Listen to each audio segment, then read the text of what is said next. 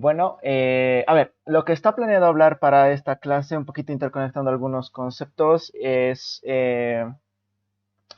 de lo que son las infecciosas de las tres materias, de morfo, de biología y de educación, aunque infecciosas tanto en biología celular hasta ahorita no nos hemos topado, ¿no? Con una propiamente dicho más de UNITA, la que justamente ha sido preguntada en el test de esta mañana, la de Creutzfeldt-Jacobs, ¿no?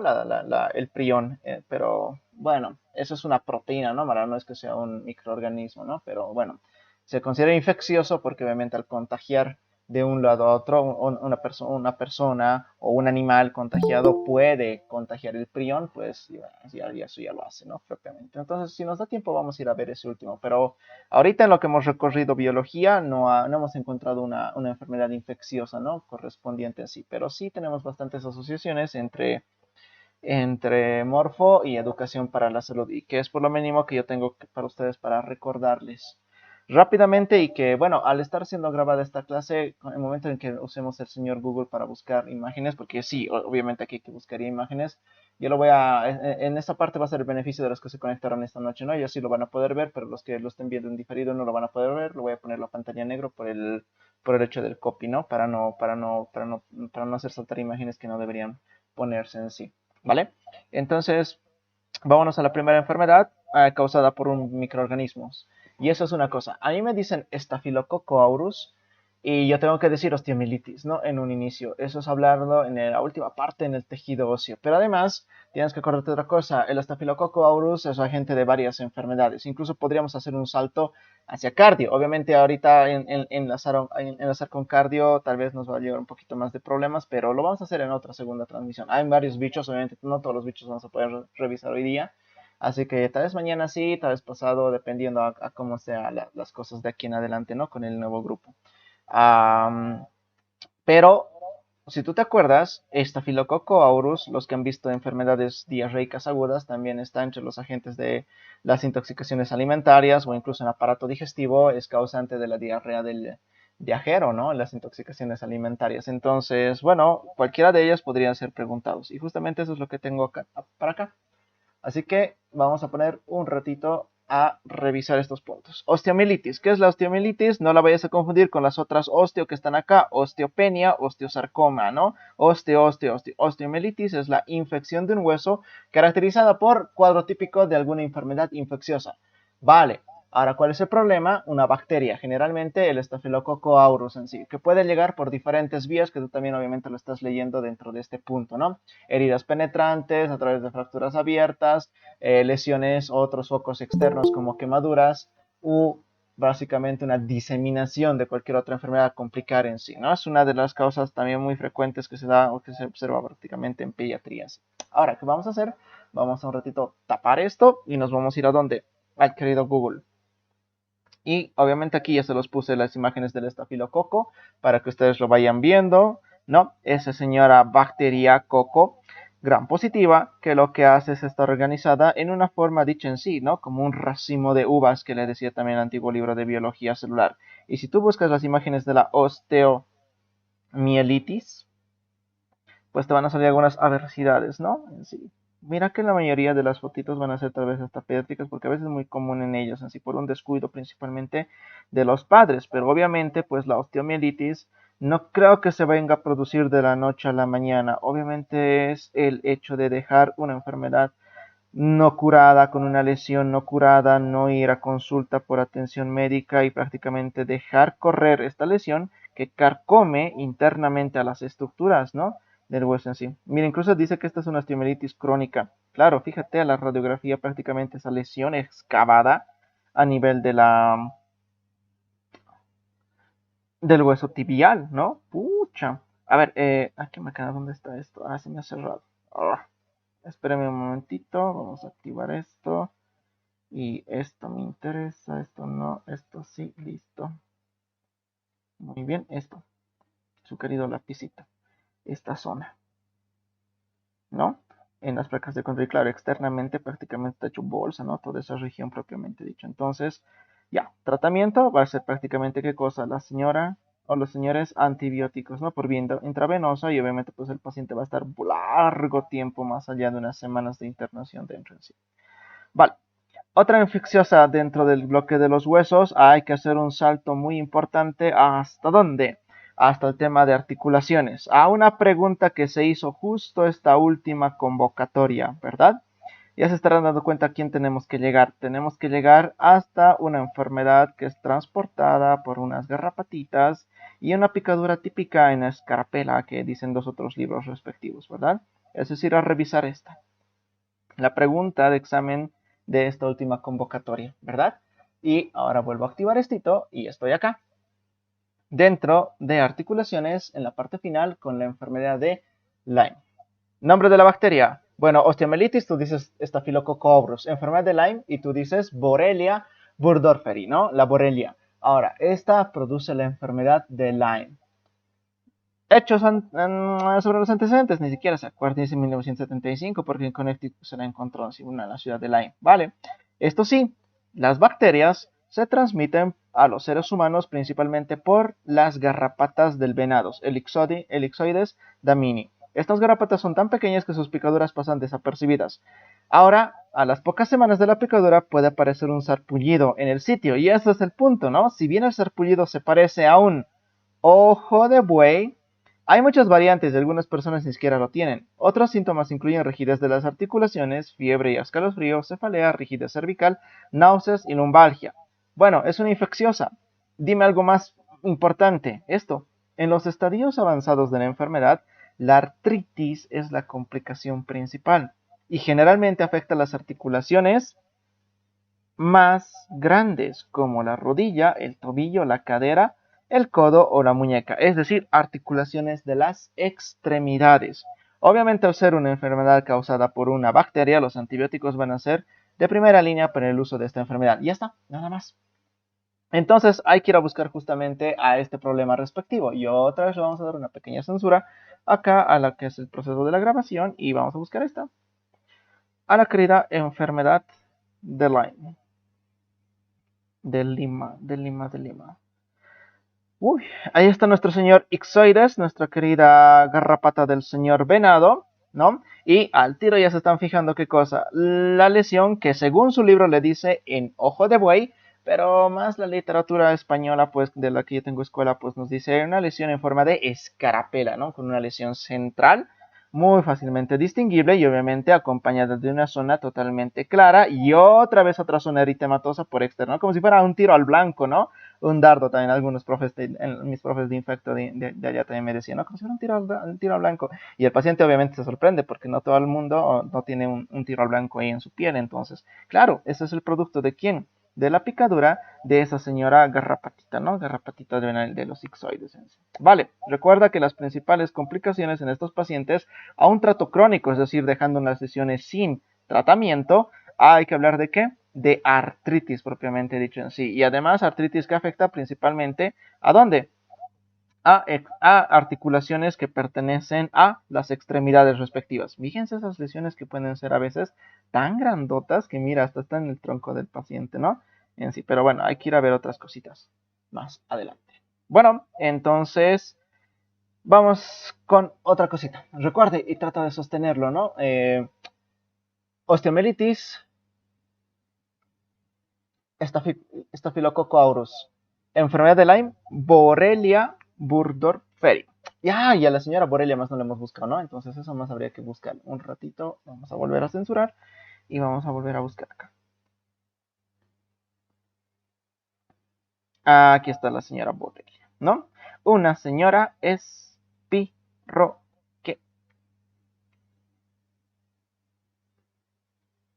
Hasta tiene su carita de malita, ¿no? La señora Borrelia.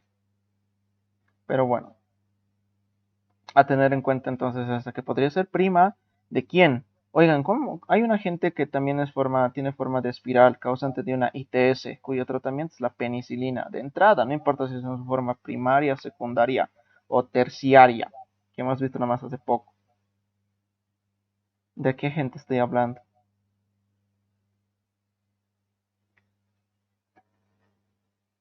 ¿Se acuerdan o nada? ¿O no se acuerdan de la sífilis? Sífilis. Ajá. Listo, nada más. Listo, me voy de las señoras articulaciones y tengo que hacer un salto enorme hasta dónde, hasta otra infecciosa, de este punto hasta el tema del sistema muscular. ¿Hasta dónde el sistema muscular? Dentro de las queridas tablas. A ver, yo sé que las tablas es un principal problema, ¿no? Pero vale la pena saber una cosita. Mira, si tú te vas a matar aprendiéndote muy bien los músculos que controlan principalmente la expresión facial, con sus orígenes y inserciones, yo te digo muy bien por ti.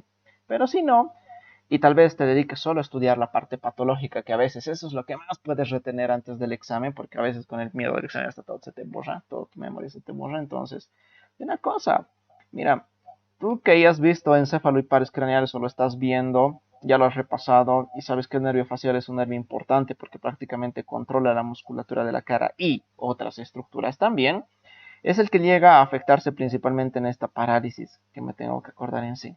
Ahora, esta parálisis tiene otras causas, no infecciosas, pero también está bastante relacionada en sí con el virus herpes simple. Qué curioso, que el herpes simple, donde nosotros más lo estudiamos, es en la forma de ITS, ¿no? De infección de transmisión sexual respectiva. Pero recuerda una cosa, la familia de los virus herpes son una familia bastante variable.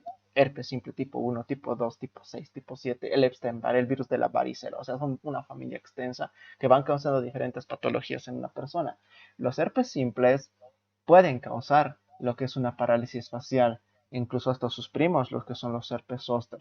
¿Cuál es el problema en la parálisis de Bell, conocida como parálisis facial? Recuerda lo que está marcadito. Es una parálisis bilateral, como la pregunta de examen que se hizo el año pasado. No, no es bilateral, es una parálisis unilateral. E incluso se puede pasar como si fuera un accidente cerebrovascular. Mira, allá abajito incluso lo dice en la parte final, lo último. Se asemejan a los de un accidente cerebrovascular los rasgos en sí, ¿no? Obviamente hay diagnóstico diferencial. La causa es varias respectivas. Mira, te dice, las causas posibles son una inflamación del nervio facial durante una infección óptica, es decir, una infección de oído no bien curada, cirugía de oído con lesión del nervio facial o infección por el virus herpes. En los casos graves, la parálisis provoca la caída de todo ese lado de la cara. Las personas no pueden arrugar la frente, no pueden cerrar su ojo, no pueden fruncir los labios del lado afectado. También existe babeo y dificultad para tragar. El 80% de los pacientes se recuperan por completo en el término de algunas semanas o pocos meses. Ah, qué buena noticia. Entonces, esta parálisis de Bell es autolimitada en muchos casos. Entonces, eso es una gran diferencia con el ACV porque el ACV pucha, es una emergencia rápida, ¿no? De tratar en sí inmediatamente en los queridos pacientes. Entonces, vamos a buscar rápidamente a esa señora. Parálisis de Bell. Y ahí lo tienes. Es más, mira cómo en las fotos te la ponen. ¿A quién? Al nervio facial, al séptimo. Y obviamente que estás viendo esa desviación de un lado afectado, ¿verdad? Vale, entonces acuérdate, es un problema unilateral respectivamente, ¿no? Del nervio facial, donde el paciente es incapaz de qué? De cerrar un ojo, está babeando continuamente, no puede deglutir fácilmente, tiene la boca totalmente desviada y lo bueno es que esta es autolimitada. Tiene varias causas, pero a mí me dicen parálisis de Bell, yo puedo decir virus herpes simple, aunque hay una sorpresita un poquito más adelante a lo que nosotros tenemos que volver a revisar justo con respecto a esto, que es la querida parálisis de Bell, que históricamente también ha sido varias veces preguntado en las convocatorias del curso básico en sí. Y justamente a eso es donde yo quiero ir ahora. Miren, de la parálisis de Bell voy a hacer un salto enorme a una cosa, hasta encéfalo y pares craneales. Tengo que invadir un poquito de lo que antes era el segundo parcial, porque ahí, por segunda vez, te hablan acerca de la parálisis de Bell. ¿Cuándo? Cuando tú estás revisando la anatomía de los 12 nervios craneales respectivamente. ¿Vale? Estamos en esta última partecita y hacemos un salto a donde, hasta acá, nervio facial. Aquí está, miren, nervio facial y normalmente te vuelven a hablar, parálisis de Bell. Aquí hay cosas que te complementan tu estudio. Fíjate, el daño del nervio facial debido a trastornos con infección viral ya no es solamente virus herpes simple, también te hablan del herpes zóster o una infección bacteriana como la misma enfermedad de Lyme produce parálisis de Bell. Pérdida del gusto, disminución de la salivación, pérdida de la capacidad para cerrar los ojos, incluso durante el sueño. El nervio también puede dañarse por traumas, tumores o accidentes cerebrovasculares. Mira qué buen complemento te da esta parte de encefalopares craneales. Entonces tú tienes que sacar una conclusión que en cuanto a agentes infecciosos, porque obviamente este mismo libro te está diciendo que tiene otras causas, la parálisis de Bell también, están el herpes simple, el herpes zóster y la enfermedad de Lyme, o sea, la Borrelia, ¿no? Tiene causas entonces virales como causas bacterianas. Pero el problema sigue siendo el mismo, que el paciente pierde unilateralmente el territorio de inervación respectivo de su nervio facial correspondiente, ¿no? En sí. Y entonces tiene diferentes problemas respectivos con su querido territorio en sí, ¿vale? Ahora hacemos un pequeño retroceso y nos vamos a ir a otras infecciosas antes del crédito encéfalo, pero hemos tenido que saltar rápidamente para hacer ese enganche con la parálisis de Bell, visto en dos temas respectivos, uno de primer y otro de segundo parcial en sí. Bueno, en el tema de tejido nervioso no hemos encontrado ningún tipo de infecciosas, pero sí las hemos encontrado ¿dónde? En médula espinal. En la parte final hay que hablar de un par de problemitas muy importantes. Justamente esto, el mismo herpes zóster, que es causante de esta, que podría ser la parálisis de Bell, pero también de esta que se le habla mucho, ¿dónde? En el PAI. Entonces hay que acordarse una cosa, herpes zóster, y es prácticamente ¿qué? Otro de la familia de los virus herpes, pero este es uno de los que causa la varicela respectivamente. En cambio, la poliomielitis también es causada por un virus que justamente lleva ese nombre, ¿no? Ahora, puntualmente, lo mínimo que yo me tendría que acordar del herpes zóster es lo que me están diciendo ahí marcadito, marcadito. Es un virus que permanece latente en las raíces dorsales o en las raíces de los ganglios, ¿no? Nerviosos. Pero además me tengo que acordar, la última partecita. Uy, aquí hay que hablar de una cosa muy importante que son los dermatomas respectivamente. ¿Por qué? Porque se manifiesta el herpes zóster con dolor, cambio de coloración en la piel y un patrón característico de vesículas cutáneas. Vesículas le van brotando al paciente. Hay que hacer una referencia rápida a los dermatomas por si más o menos tú te estás un poquito diciendo qué rayos eran los dermatomas o no me estoy pudiendo acordar fácilmente. Bueno, yo creo que con esta imagen que te la pongo aquí ya se te han venido acá pues, los queridos dermatomas con sus funciones respectivas a tomar en cuenta. No te voy a poder hablar de todos los dermatomas, pero te lo estoy dejando ahí marcadito para que tú pauses el video y te lo pongas al día con los puntos a tener en cuenta en sí. Recuerda que si bien nosotros algunas cosas lo dejamos por hecho, por pasado, si tú notas que podría haber una frase, algún punto más que valga la pena anotarse, tener en mente antes del examen, pues vale la pena en sí, ¿no? No te cierres en lo que únicamente se te dice en cada clase. Pero bueno, ve teniendo en cuenta entonces una cosa, que el señor virus herpes zóster puede afectar particularmente el territorio de inervación de un dermatoma correspondiente y te das cuenta porque justamente el trazo que tiene el paciente corre por la inervación respectiva de ese dermatoma. Ahora es el momento de ir a dónde? A su querido navegador y buscar eso, ¿no? El virus de la varicela zóster y el señor herpes zóster. Mira, es que claro, las lesiones son vesiculosas con eritema y además demasiado dolor al paciente. Es más, muchos lo refieren como una cosa. Obviamente esto no va a brotar así rápido en sí, se va complicando, pero el paciente lo nota como si le dijeran así. El paciente te dice que es como si me hubieran dado un cinturonazo en la espalda y hubiera quedado marcado. Es como una lesión en látigo, así como lo refieren los pacientes. Y claro, tú dices, pucha, sí, pues es que hay que portarse bien. No, bueno, no es que hay que portarse bien, ¿no? Pero es que, claro, el paciente dice eso, pero es que, claro, después le duele, le empieza a arder y empiezan a brotar esas queridas vesiculitas justo en el área específico del dermatoma cuyo ganglio ha sido afectado por este virus respectivo. Y obviamente afecta todo ese territorio expandiéndose. Ahora, como pregunta, pues en sí, si es de la familia de los herpes, uno de los medicamentos o algunos de sus medicamentos funciona también que se daba en el virus herpes simple 1, visto en ITS. ¿Cómo se llamaban los antivirales que servían para los virus herpes en ITS? Toditos terminaban en vir. Hasta se los he marcado. ¿Se acuerdan?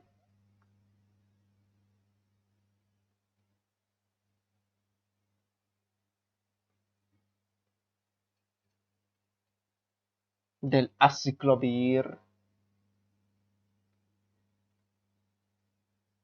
del foscarnero, de otros medicamentos. Hay que tener en cuenta, por favor. Polio. ¿Qué te puedes acordar de la poliomielitis? Primero el nombre en sí. Y después lo que está marcado ahí abajito, ahí abajito, ahí abajito, ahí abajito. ¿Cuál? Estito.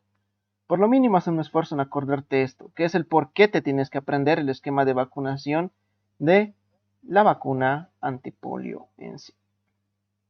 Que después se los pregunto, ¿verdad? Obviamente tendría que preguntárselos. El comienzo de la enfermedad se caracteriza por la típica enfermedad infecciosa. En la forma más grave, que eso es lo que a mí me interesa, el virus provoca parálisis por la destrucción de qué? Se carga a los cuerpos de las neuronas motoras y no como las preguntas de examen que históricamente se han hecho, que se carga la neurona sensitiva, que se carga la neurona integradora. No, se cargan a las neuronas motoras, sobre todo aquellas que se encuentran ¿dónde? En las astas anteriores de la médula espinal o motoneuronas que se encuentran en los núcleos de los pares craneales, ahí en nivel del tronco encefálico. Los que ya han visto encefalopares craneales, médula espinal, saben de lo que me estoy refiriendo, ¿no? Que hay pares que son motores, entonces ahí es donde hay neurodegeneración. ¿Por qué? Pues porque este virus prácticamente mata, asesina a esas queridas neuronitas en sí. La polio puede conducir a la muerte. ¿Por qué? Si no hay neuronas motoras que estimulen, por ejemplo, la musculatura respiratoria, ¡tas chao! Insuficiencia respiratoria cardíaca. Si el virus invade las neuronas de los centros vitales del tronco encargados de controlar la respiración o la función cardíaca, ¿eso se refiere a qué? Si el virus llega hasta el bulbo raquídeo, donde está el centro cardiovascular o donde está el centro respiratorio. ¿Qué más? A pesar de que hay una vacuna y que obviamente casi la polio ha sido erradicada, siguen habiendo brotes respectivos en sí. No se venda lo que hay en Estados Unidos, simplemente ténganlo en cuenta. Y después, esto. Varias décadas después de que un paciente ha sufrido un ataque grave de polio y de haberse recuperado, algunos desarrollan un síndrome llamado pospolio mielítico. Este trastorno neurológico se caracteriza por un estadio de debilidad muscular progresiva, cansancio excesivo, pérdida de algunas funciones y dolor, en especial en los músculos y las articulaciones. Ya, o sea, es como una recaída, sí, pero entonces, más importantemente, ¿qué me podría acordar? Lo que está marcado. El síndrome parece producirse por la degeneración lenta de las neuronas motoras que inervan a las fibras musculares. Los factores precipitantes serían ¿qué cosa? ¿Qué te tendría que pasar a un paciente que ha vencido al virus de la polio? Se ha recuperado, bueno, estaba convaleciente, pero es que para que después le vuelva a dar un síndrome postpolio, por ejemplo, caídas, traumatismos menores, cirugías, o sea, eventos que le lleven al estrés o un reposo prolongado en la cama en sí. Las causas posibles podrían ser incluso la sobreutilización de las motoneuronas sobrevivientes al anterior ataque y el menor tamaño de las neuronas motoras por la infección inicial del virus, la reactivación de partículas biliares o las respuestas mediadas por mecanismos inmunes, el déficit de hormonas y las toxinas ambientales. O sea que hay muchas causas que lo que hacen es a veces volver a reactivar a el virus de la polio respectivamente. ¿Vale? Como medicamento se le sugiere dar la piridostigmina para mejorar la función de lo que es la acetilcolina en lo que es un estimulador, ¿no? De las fibras musculares para fortalecer lo que es el proceso de la contracción y brindar al paciente factores de crecimiento nervioso para favorecer un poco el proceso de la reconstrucción. Pero obviamente que eso es prácticamente un poco bastante complejo porque muchos pacientes al tener neuronas lesionadas y prácticamente muertas, muy pocos pacientes logran sobrellevar y a prácticamente no tener algún tipo de secuela los que experimentan este tipo de problema. ¿Vale? Entonces, ¿nosotros qué hacemos? Nos tenemos que ir a buscar a quién? A la señora poliomielitis en sí, ¿no? Que antes de existir las queridas vacunas, nombre de las dos vacunas contra la poliomielitis, afectaba principalmente a muchos niños, cargándose principalmente sus motoneuronas y evidentemente dejando a muchos pacientes totalmente secuelados y con un gran compromiso muscular y motor. prácticamente invalidándolos a ellos de realizar muchas funciones respectivas en sí, ¿no? Todavía en la actualidad vemos a muchos pacientes que, claro, ya son personas muy mayores, adultas mayores, que obviamente en su época no había la vacuna contra la polio, algunos han sufrido esta grave enfermedad y han quedado prácticamente secueladas y se las apañan para sobrevivir, ¿no? En estos días respectivamente. Muy bien, ¿de qué me tengo que acordar de la vacuna contra la polio? Me tengo que acordar de la Sabin y de la Salk, ¿no? Dosis, vía, cantidad. ¿A qué mes le tengo que dar a mi paciente la querida vacuna? Eso está donde en el tema del PAI. ¿La vacuna de la polio viene sola o viene combinada con otras vacunas? Chicos, yo creo que PAI todo el mundo ya lo ha revisado.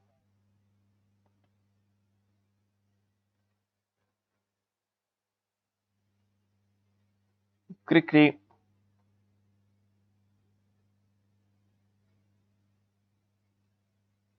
La, En... Creo que viene sola. la antipolio viene sola. Muy bien. ¿Y qué más?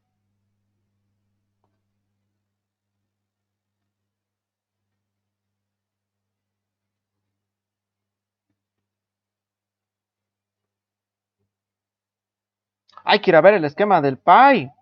Dosis, vía.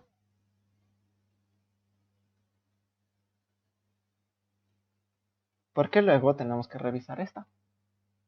Que es la última y la que prácticamente ya la quiero desarrollar un poco mejor para dejarles vistas de Conexión a Educación para la Salud también. ¿Cómo no? Revisar a la enfermedad infectocontagiosa por excelencia que lesiona el sistema nervioso y obviamente es prácticamente mortal, cuando el paciente o cuando se deja de evolucionar por bastante tiempo, se ha pasado cierta fase. A tener en cuenta la enfermedad o el tema más importante de educación para la salud del segundo parcial de esta última convocatoria, ¿verdad? Que por lejos no había que saberse, no había que saberse EDAS, IRAS, el Chagas, ni siquiera para qué, la tuberculosis tal vez un poquito, sí, PAI tal vez sí, pero es que el estudiante que se sabía rabia, ya estaba hecho, ¿no? Y de rabia obviamente te empieza a hablar tejido nervioso un poquitito. Obviamente, esto tiene todo un tema desarrollado donde en el tema de educación para la salud. Y si me permiten, pues justamente hay que saltar a ese tema respectivo, ¿no? Lo que tendría a ser educación para la salud al capítulo del segundo dossier. Ahí les voy a ir dejando algunas cosas muy importantes. Ahí está su señora Polio. Vale, ahora, ¿dónde está la rabia? No les voy a poder dar toda una teoría de rabia porque ya no nos va a meritar el tiempo, pero les voy a ir dejando cosas que sí vale la pena revisar por lo menos unos días antes del examen y tenerlo bien fresco, fresco, fresco, fresco. Obviamente, ya en las máster siguientes vamos a tener que revisar también algunas de estas cosas en sí. Acuérdense, los porcentajes locos. Para empezar, ese 99% que está ahí puesto, hay que acordarse, ¿verdad? Tú sabes que el principal animalito es el señor perrito doméstico. Acuérdate que el 40% de las personas mordidas por este animalcito son principalmente menores de 15 años. Recuerda que el lavado rápido de la herida con agua y con jabón rápidamente es fundamental y ayuda a salvar las vidas. Eso por una cosa muy importante. ¿Qué cosa? Este cuadrito. Recuerda tener en cuenta esta parte, a saber contra qué agentes el virus es sensible, resistente e indiferente, donde tú sabes que la parte indiferente ya se dedica más que todo a los medicamentos. Y además, como buena noticia y como regla, tú lo puedes aplicar. El virus es sensible frente a cosas que son se puede encontrar muy fácilmente en varios lugares y la gente puede disponer fácilmente de ellos. No son medicamentos específicamente dichos, ¿no? Y obviamente va a ser resistente a, por ejemplo, los antibióticos porque obviamente es un virus, ¿no? Propiamente en sí. Luego, te voy a decir una cosita. ¿Qué más quiero que recuerdes del virus de la rabia? Haciendo unos repasos rápidos. La clínica, por favor. Si es que algo me tengo que tatuar de la rabia, es la parte de la clínica. A saber, los periodos respectivos, ¿no? Hay dos periodos grandes, el de incubación y el periodo de los síntomas. Recuerda una cosa, y yo sé que te va a costar, como les cuesta a todos, ¿no? Aprenderse los días y las semanas. Si tú te has memorizado solo para tu test, obviamente ahorita ya te has debido olvidar. ¿Eso qué significa?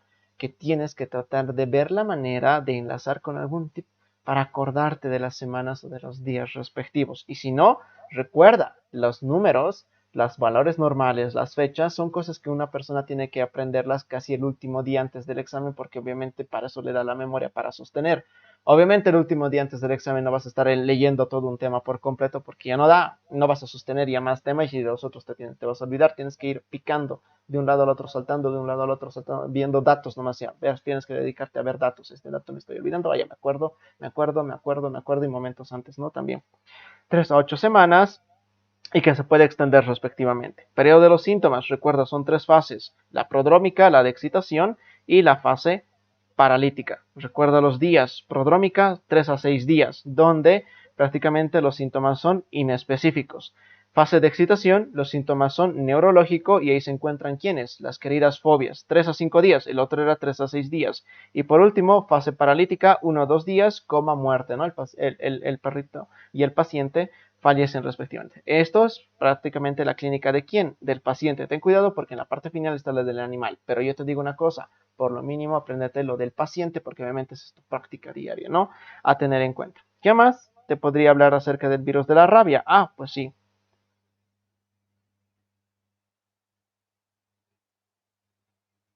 Esto. ¿Dónde está la parte de la prevención? Esto, la parte del tratamiento, porque obviamente la prevención está basada en qué, en las campañas masivas de vacunación con las vacunas antirrábicas y obviamente el esquema de vacunación del perrito tienes que tenerlo en mente, porque eso también ya ha sido preguntado en la última convocatoria, pero no te confíes de este cuadro, además te voy a pedir un favor, las dosis de los medicamentos nunca les van a preguntar, los mismos del departamento ya les han dicho, no solamente ten en cuenta lo que podría hacerse de una manera puntual y directa. ¿Vale? Recuerdo una cosa, en algo que se ensambla rabia justamente con el tema de tejido nervioso es en la fisiopatología. Mira lo que el libro te está diciendo. Rabia, enfermedad letal producida por un virus que llega al sistema central a través de transporte axónico rápido. Y eso te lo dicen acá, en la patogenia. Mira, directamente a estar viendo lo que ya está subrayado. El virus entra en el sistema nervioso central por el axoplasma de los nervios periféricos. Aquí te amplía más, tiene un periodo de vida de unos 72 horas dentro del lugar donde ha sido inoculado el virus, principalmente donde en el músculo estriado. Y después inicia su migración a través del transporte axónico hacia donde, hacia el sistema nervioso central. Su objetivo es llegar al cerebro para producir un hinchazón y una congestión vascular, principalmente llevar a qué? A la degeneración que afecta principalmente al hipocampo. Y lo mismo te lo va diciendo en esta parte. Mira. Los síntomas son excitación, agresividad, demencia, seguidos por parálisis y muerte. Claro, esto te lo dice muy de golpe, pero aquí te lo van diciendo en sí. Además, rabia, tú sabes que es más probable que te lo pregunten dónde. Acá, en educación para adultos. No creo que vaya a ser un tema que se lo vaya a quitar del listado de temas oficiales. Obviamente estamos a la espera, ¿no? De confirmar el temario nuevo con el libro nuevo que les van a dar este año de educación, pero van a ver que no va a haber algún cambio respectivo con respecto a la rabia a tener en cuenta. Por otro lado, ¿qué más quisiera aprovechando que estoy acá demostrarles del virus de la rabia?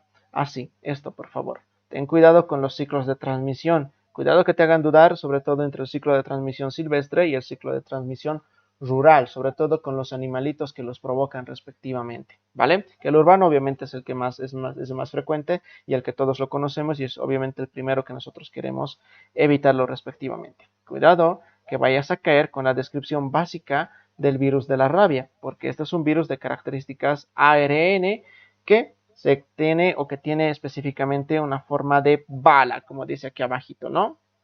Vale, una enfermedad así como la bala prácticamente mortal que si tú pasas ese periodo de incubación y empieza lo que es el periodo de los síntomas, prácticamente es irreversible, como te lo va diciendo en esta partecita, justo de donde acabábamos de salir, en esta parte.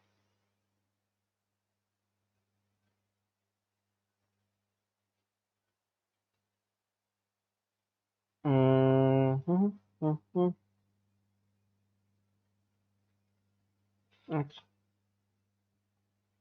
Cuando el paciente se encuentra en el periodo prodrómico de estado es considerado terminal. Por eso, durante la incubación es la clave iniciar el tratamiento con los sueros antirrábicos en el paciente. Y justamente el antecedente de qué, de la mordedura es lo más importante. Eso asociado a qué, al seguimiento, ¿no? Que 14 días el perrito tiene que estar bajo vigilancia por el personal médico respectivamente. ¿Sí? Eso con respecto entonces a estas partes infecciosas respectivas. Ahora, aprovechando el punto del señor estafilococo, tendrías que hacer tú un salto enorme. ¿Hasta dónde? Hasta el tema de cardio.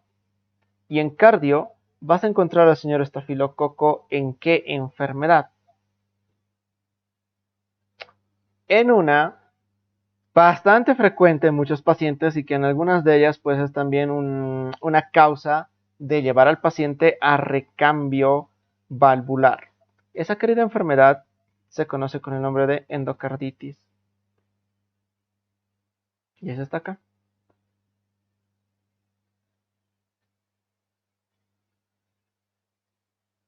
Obviamente el Staphylococcus aureus no es el único agente causal, hay otros más, pero ten en cuenta también que van llevándolo respectivamente más adelante. ¿Vale? ¿Qué más? Aprovechando otra señora bacteria, que es la última que les quiero hablar porque es una bacteria muy popular. Pero es que tengo que hacer un salto enorme hasta dónde? Hasta aparato digestivo. Y en aparato digestivo, que vamos a ir hasta la parte final, vamos a hablar de la última bacteria. Una bacteria que pertenece a la familia de una bacteria que en biología celular la utilizan tanto en tantas investigaciones médicas propiamente dichas en sí, ¿verdad? Estamos hablando del señor Helicobacter pylori, que me saltó, ¿no?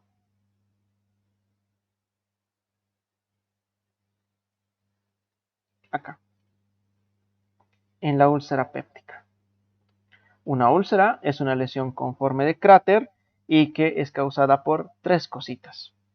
Helicobacter pylori, que es la primera causa, consumo excesivo de antiinflamatorios no esteroideos o un tumor llamado Zollinger-Ellison. La señora Helicobacter pylori, que es solamente esta partecita que te quiero dejar para que te pongas al día, es una bacteria bastante astuta porque se las ingenia prácticamente para sobrevivir al medio ambiente ácido que tiene el estómago del paciente y sobrevivir a los mecanismos de defensa de toda la mucosa del estómago y asentarse perfectamente en la mucosa tanto del estómago como del duodeno respectivamente. Y ahora justamente nos vamos a buscar a la señora bacteria correspondiente. Y es esta señora, ¿verdad? Vale, entonces ten cuidado porque una de las principales complicaciones de esta úlcera, al ser una lesión crateriforme que va lesionando estructuras más profundas de la pared, va a ser qué cosas.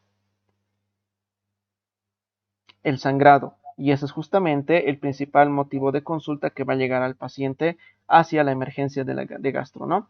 El paciente prácticamente escupe sangre, vomita sangre y a veces lo pueden confundir con otras enfermedades. Y obviamente el diagnóstico será bastante mediante la querida endoscopía, ¿no? Donde se podrán ver algunas úlceras respectivas en diferentes estadios, según la evolución que tenga el paciente. Obviamente esto es un tema ya de cuarto año, cuando tú revises pues cuando rotes por gastroenterología, ¿no? Pero acuérdate de momento que si te dicen Helicobacter pylori, tú dices úlcera péptica, no importa si es en el duodeno o si vendría a ser pues en el estómago, ¿no? Que principalmente la úlcera péptica es más frecuente en el duodeno, ¿no? La primera porción del intestino delgado, pero también se puede dar a nivel de la mucosa del señor estómago en sí. Además que estas lesiones a veces pueden complicarse llevando a qué? A mutaciones y generando a veces también cáncer en el estómago y en alguna otra región respectiva. ¿Listo? Eso con respecto a esta partecita. Ahora me voy a volver a mi querido libro y pues nada más. Bueno chicos, simplemente quería hacer esa pequeña clase cortita. Miren, no nos dura más de 40 minutos. Tampoco no es mi interés robarles un poquito más de tiempo. Yo creo que mañana también voy a traer otras infecciosas más así rápidamente a decirlas. Y para despedirnos nos vamos a esta otra hojita atrás. Pero espero de que esta ya haya sido revisada también como una novedad dentro del tema de las señoras proteínas, ¿no? Hay que tener en cuenta una cosita. Cuando tú estás explorando el tema de las señoras proteínas, te explican de que obviamente las conformaciones estructurales basadas en las diferentes estructuras primaria, secundaria, terciaria, ¿no? De una proteína se basan por la secuencia de los aminoácidos que están perfectamente diseñados para saber dónde y cuándo plegarse, y que si algún momento hubiera algún tipo de error al generar el doblete, se pueden generar varias enfermedades que podrían llegar a lesionar a los pacientes, generando esta cosita que te dejo acá, que estoy en la O164, ¿no? Bueno, hay que acordarse de esta enfermedad que es bien difícil de pronunciar, ¿no? El Creutzfeldt-Jakob, ¿no? Que es ocasionada por un prión. Es una proteína mal plegada, así se le dice, prión. Y que obviamente en animales es causante de, por ejemplo, la encefalopatía espongiforme bovina, o en las ovejitas es ocasionante del scrapie, ¿no? La tembladera en sí. En los seres humanos, lo que se les dice también la Creutzfeldt-Jakob, ¿no? Una enfermedad neurodegenerativa que lleva estados de demencia en el paciente. Se considera esta enfermedad infecciosa pese a que obviamente no es un agente, no es un microorganismo, ¿no? Tampoco no es un virus propiamente dicho, pero sí es una proteína mutada que obviamente puede ser contagiada de un individuo que es un portador a un individuo sano, lesionando sus estructuras respectivas. A tener en cuenta, ¿vale? Eso es lo único que quería terminar con ello esta clasecita, porque es la única infecciosa que hemos descubierto de momento en los temas iniciales de biología, y obviamente pues más adelante quizá nos encontremos con otras cuantitas que también estaban mencionadas en bibliografía antigua. ¿Listo? Entonces eso sería por